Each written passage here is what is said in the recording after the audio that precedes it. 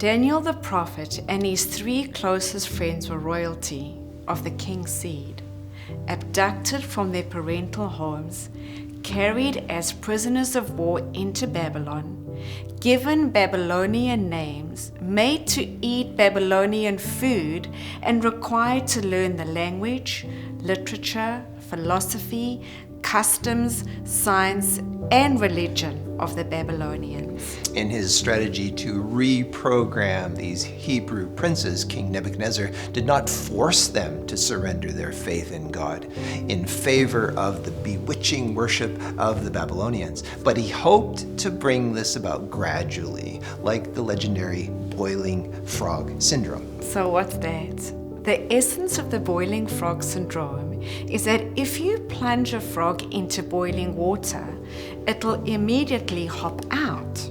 But if you place it into room temperature water and slowly heat it to boiling, the frog won't notice and it will slowly cook to death. The king's strategy was to gradually convert these faithful Hebrew young men by exposing them to the enchanting rhythms of soft, soothing Babylonian music, calming melodies that might sound just like peaceful praise tunes, perhaps.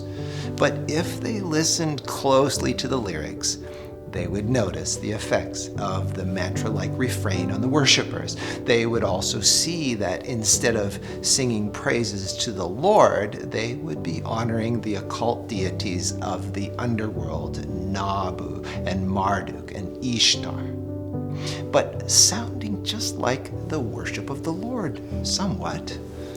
By giving them names connected with Babylonian idols, by bringing them daily under the influence of the seductive rituals of Babylonian worship, the Babylonians hoped to persuade them to renounce the worship of our Almighty Creator and to unite with the worship of the Babylonians. The Bible reveals the secret to conquering the temptations to acclimatize to this form of false worship. And it's in the Amplified Version. It says, "Do not be conformed to this world any longer with its superficial values and customs, but be transformed and progressively changed as you mature spiritually by the renewing of your mind, focusing on godly values and ethical attitudes, so that you may prove for yourselves what the will of God is, that which is good and acceptable and perfect in His plan and purpose